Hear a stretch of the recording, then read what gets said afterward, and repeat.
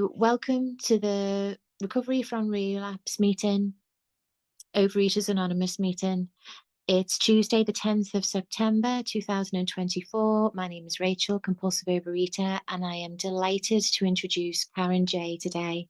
She's been in OA for 8 years, and she will share her experience, strength, and hope for 30 minutes. So over to you, Karen. Thanks very much, Rachel. And everyone else for being here. I'm Karen J, compulsive overeater, bulimic, and relapse survivor, which is why I'm here. I live in Chichester on the south coast of England. And I don't do lead shares very often, and I have never done one about my relapse. So this will be an interesting experience for me. I have made some notes just because it's 30 minutes and I'm feeling quite nervous. So as a consultant for a lot of my work in life, you're supposed to just sort of pretend that you're not scared, but I know I'm in safe hands and in a very safe space here to say that. So thanks all. I'm going to give a bit of history because that's such, we have the problem in common as well as the solution. So I'm going to give some history because it tells my story. So I was a sad and lonely child. I didn't belong anywhere, didn't feel as though I belonged anywhere. On the surface, I had a loving family, but nobody really talked about, sorry, I'm just going to set my time. No, I'm not. I'm going to cancel that. Sorry. Yeah, nobody really talked about emotions, and I simply couldn't face those emotions. I don't know why. I don't know why I was I don't know if I was born sad and lonely, but I felt it from the youngest age. I felt sad, lonely, and fearful of absolutely everything, and just a feeling of being so different to everyone else. And I self-harmed in a number of different ways as early as I can remember. So I'm guessing that's likely around 4 or 5 years old, or perhaps, even younger. And I just wanted to share, so I have got a couple of photos to share, and I just wanted to share this first one of me as a child, and that's me, my mum, in my mum's arms with my sister, and you can see that poor little girl there was a very sad child for no apparent reason.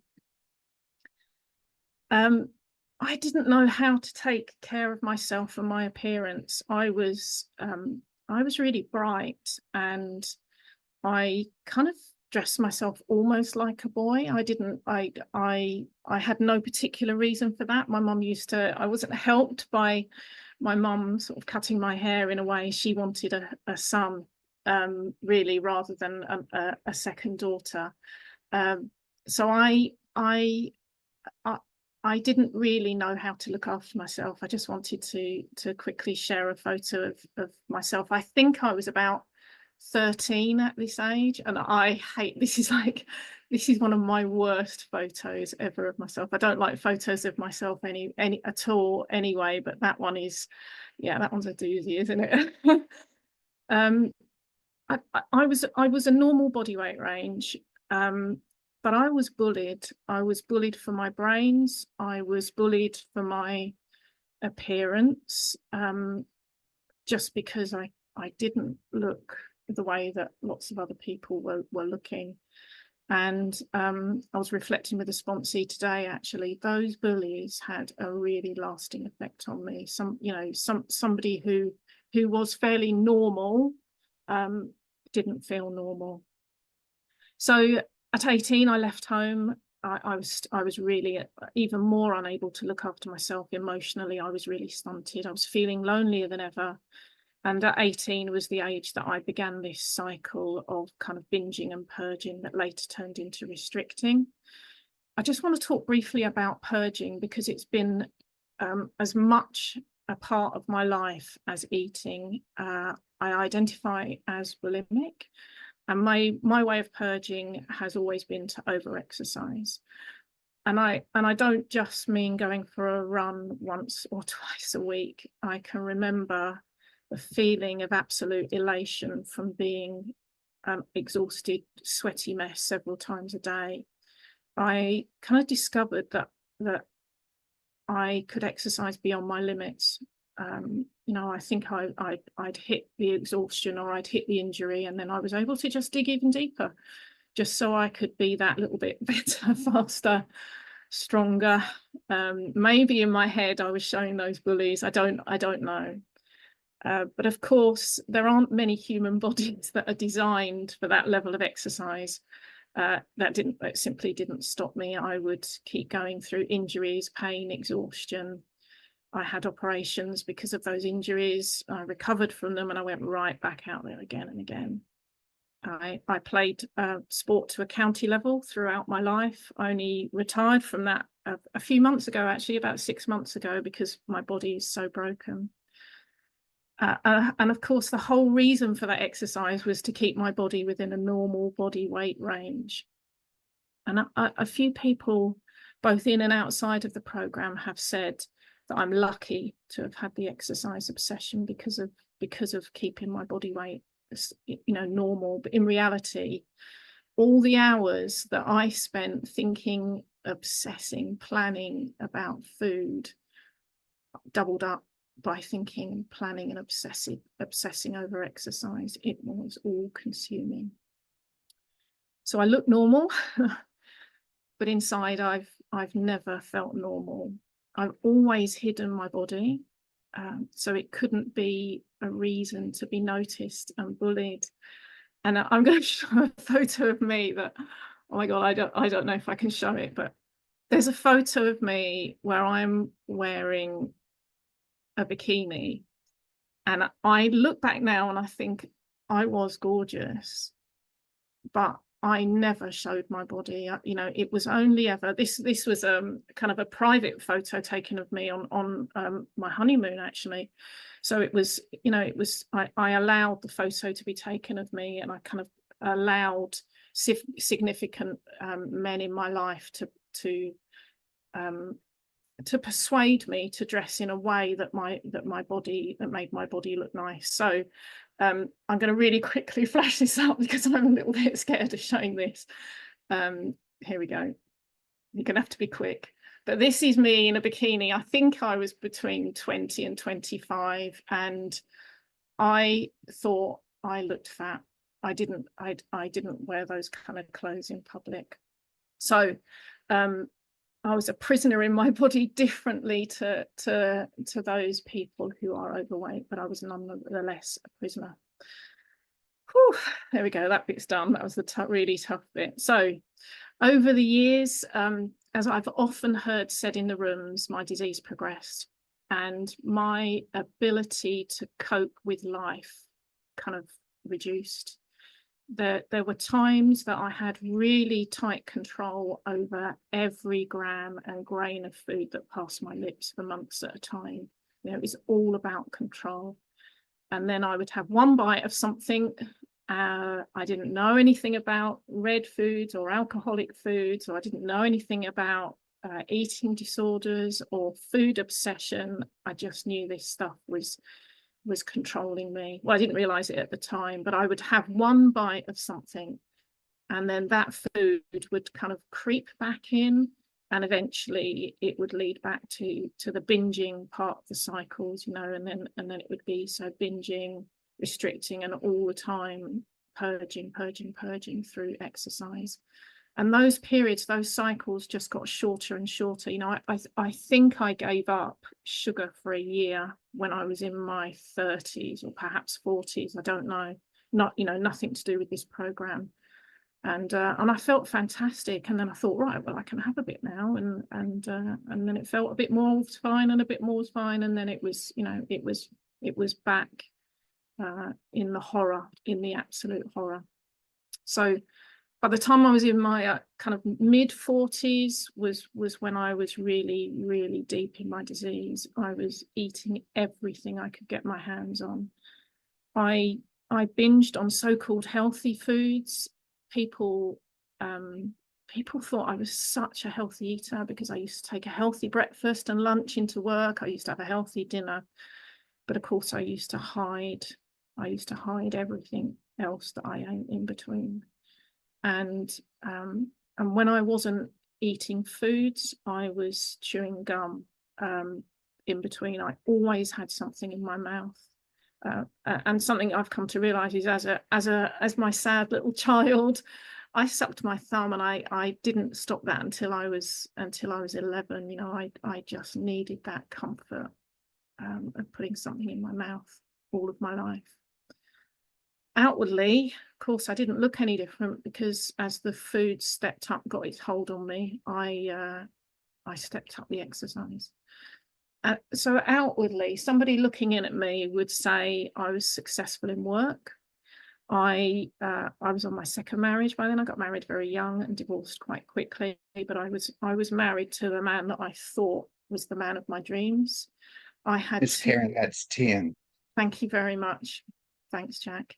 Married to the man of my dreams, and I had to and have two really gorgeous, special children with him.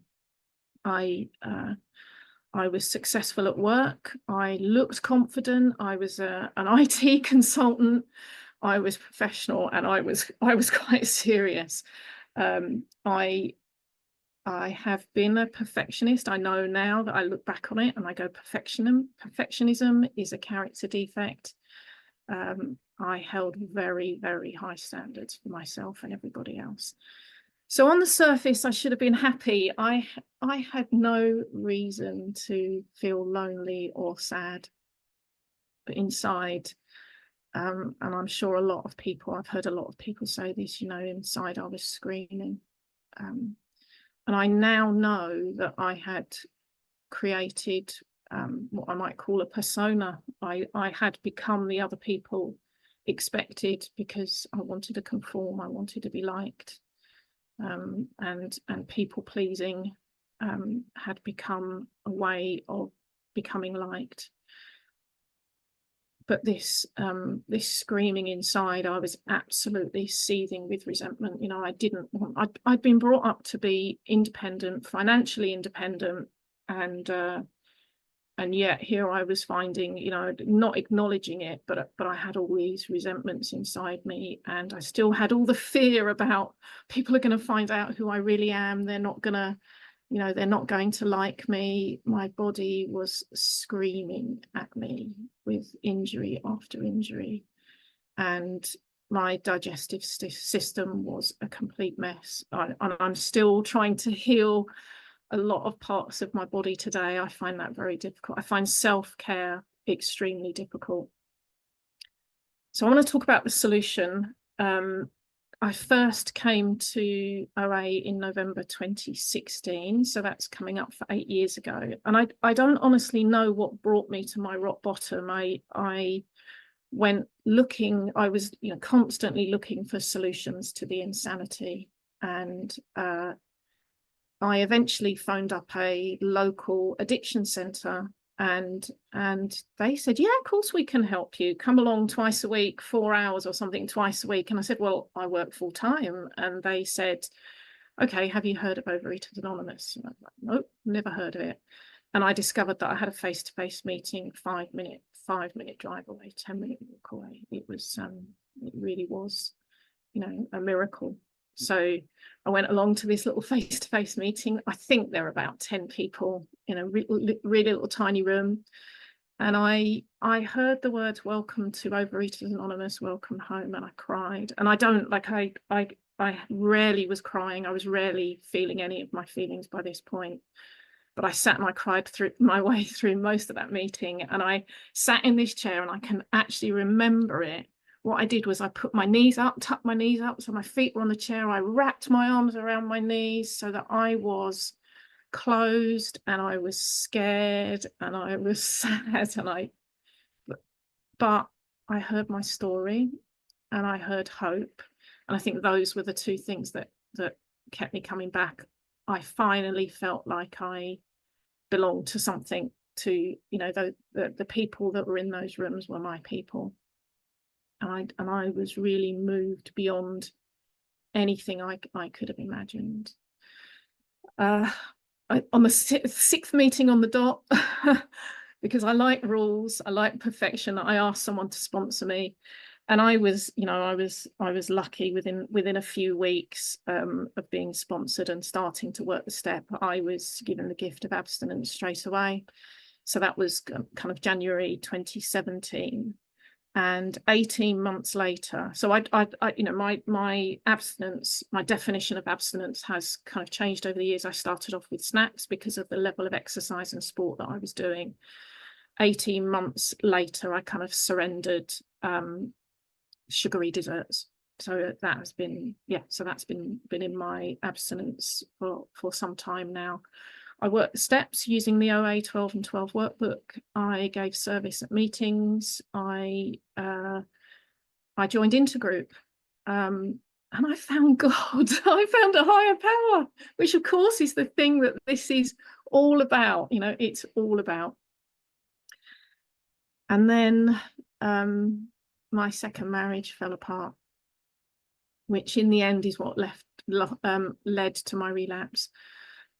Of course, it didn't happen overnight.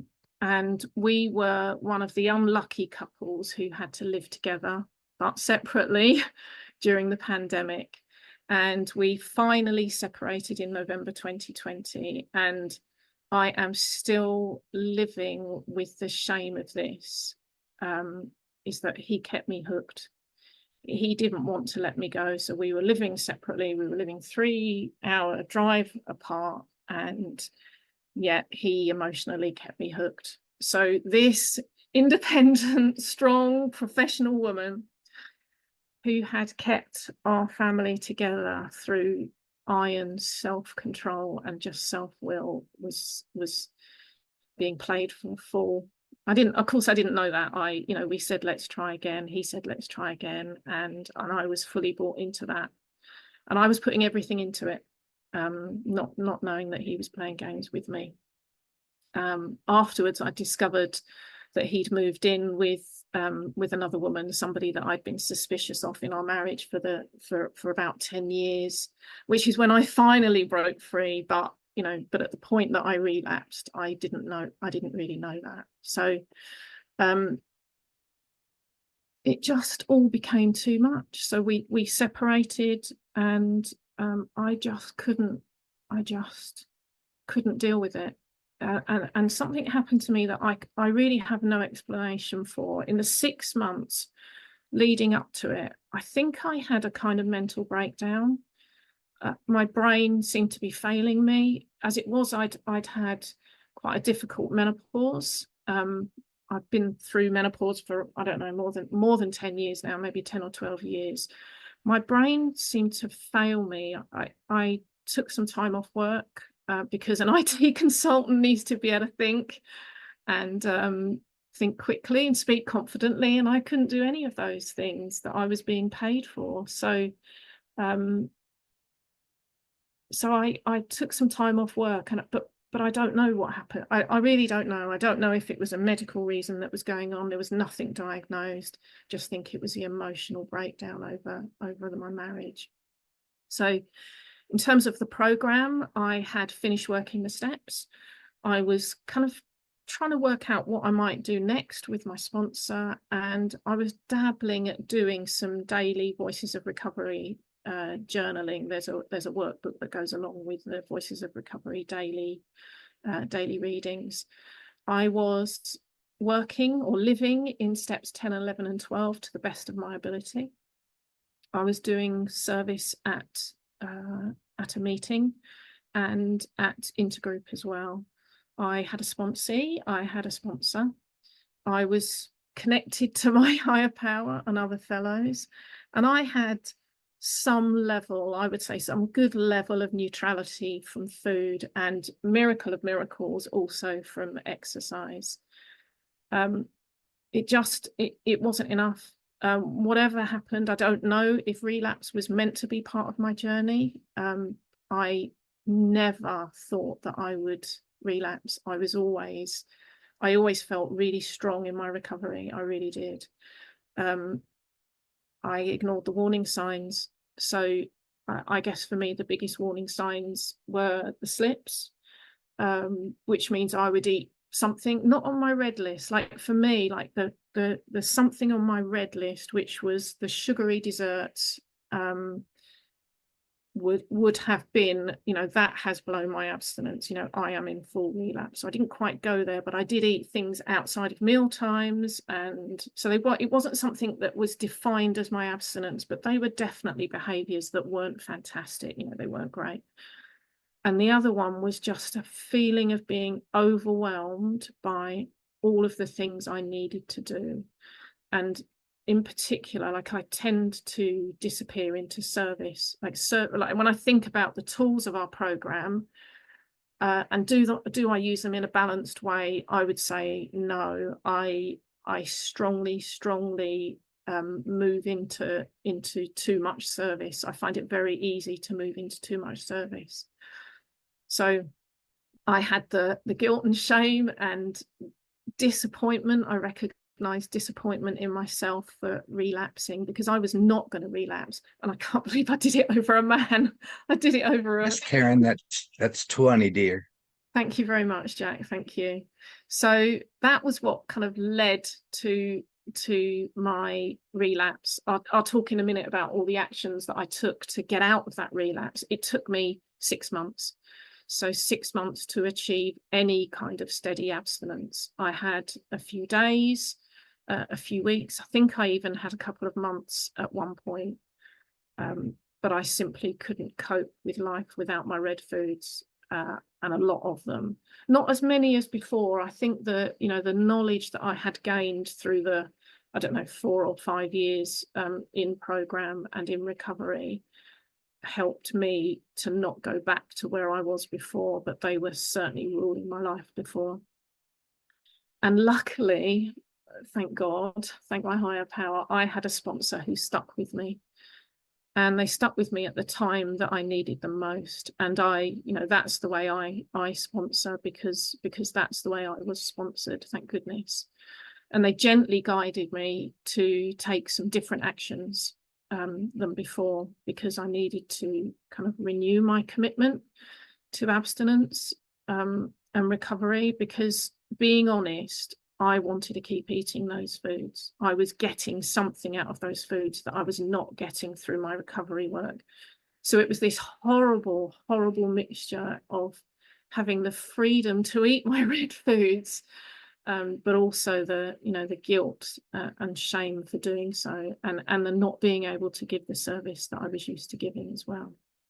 So I'm going to talk now about the tools that I use to recover from relapse. And one of the words I like to think about in my program is seasonal, because as I mentioned, kind of health issues, menopause being very hard on me, has meant that my energy levels and my cognitive ability, my confidence, have all been compromised, and they kind of come and go. So there are times, and it's very easy for me to beat myself up about that, and kind of, and say, I should be doing this better, I should be doing that better.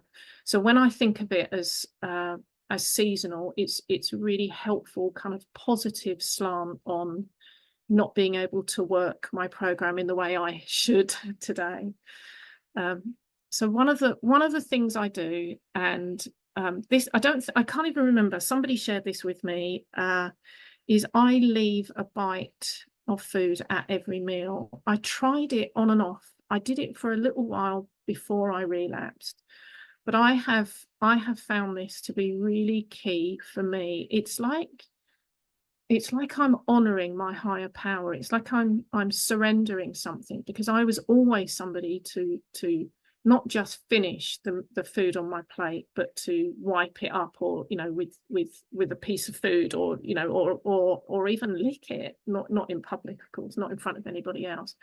But it kind of makes me humble in front of my higher power, that my higher power has put this food in front of me, and I'm willing to leave a little bit on the plate. Sometimes it's a really small bit, but that helps me.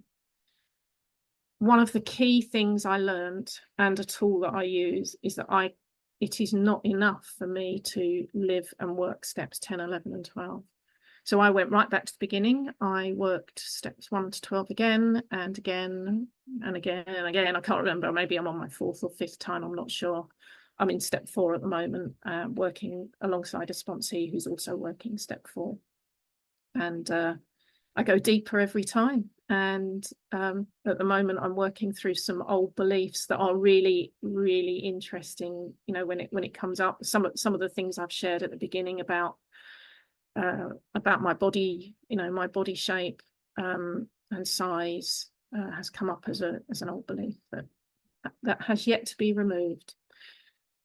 I tried weighing and measuring, so I went on to one of the OA plans of eating. I was lucky in that a local fellow, so kind of post-COVID pandemic, I'd moved to a new place actually, and a fellow local to me was willing to kind of share some examples of their food plan on one of the OA plans of eating. I think I managed it for 2 or 3 weeks, but it just triggered restriction. Feelings of restriction, and it didn't work for me, but I did try that. I was willing to try that, even though I was a bit worried that it wouldn't work. Something that my sponsor lovingly suggested was to lower my abstinence bar to build my confidence. So as I mentioned, I you know, having something in between a meal is not a break of abstinence for me, as long as it's prearranged. And when I was, you know, I'd sort of say to my sponsor, well, I've relapsed again because I've done this or I've done that, you know, and then that would lead into red foods. And she sort of said, well, let's see if we can just adapt your abstinence slightly, so that you're starting to get some positivity about it, and then we'll build it back up to whatever level is appropriate. And my abstinence level is back as it was. You know, that took a period of months. Again, red foods, you know, sugary desserts, if I was having any of those, that was always going to be, I don't know, above or below the bar, whichever way you want to look at it. You know, that would not have been acceptable, because I know that those led to binges. Action plan. So this changes regularly for me as I think it's the right thing to do. It changing daily. I work that with my my check-in. So I put in my check-in and my action plan, whatever is of use to me at this moment, in order to keep recovered. And one of the main focuses at the moment is on self-care. So I'm reporting my sleep. I'm reporting how much water I'm drinking, because I really need to do that. I'm recording how I'm being useful to others. I set myself intentions for the day rather than commitments, so I don't feel shame and guilt about not achieving them. So my kind of action plan at the moment is based mainly around self-care. I still have my wonderful sponsor, the same sponsor who led me gently out of relapse. I'm a regular at Early Bird meeting, so I regularly give service there. Just something I wanted to say about service is, you know, I talked about being overwhelmed by service, and one of the things that my sponsor and I together agreed is that I would stop all service while I was working my way back, so focusing on my own recovery. So I know I wasn't in a place to be sponsoring, and I certainly wasn't in a place to be serving at intergroup anymore, but I did give little bit, you know, I was still able to give little bits of service at meetings, but I didn't. I literally stepped back from service, spent 6 months completely focusing on my own recovery and working those steps a different way, which was using the green OA workbook. And that, you know, and then slowly I've allowed kind of service to come back in, and I serve at Early Bird meeting, at intergroup, and at virtual region now. Actually, I get so much out of it. One of the really important things in my check-ins is to be grateful for all of the things I have. So gratitude is a big part. I never acknowledged all the things I was grateful for before. I'm also back sponsoring. I have 2 wonderful, gorgeous sponsees. And 1 minute, Miss Karen. they're lovely. Thank you. I just wanted to finish by saying that I truly believe that I am becoming the person I was meant to be. You know, I used to be this serious business-like person, and I now try to live life to the full when I can. I look for joy, and I find it. My higher power has put somebody in my life, a man in my life, who really doesn't care a damn about what I look like. But he just makes me laugh. It's the biggest gift. He asked me, you know, last week, what's the thing you like most about him? I said, well, straight away, you make me laugh. You know, just that joy of living. I didn't know I needed him in my life. I wasn't looking for him for sure. But that's my higher power. Thank you. That's my higher power in action when I didn't even know. So thank you so much for letting me share, and I look forward to hearing from all of you. Thank you.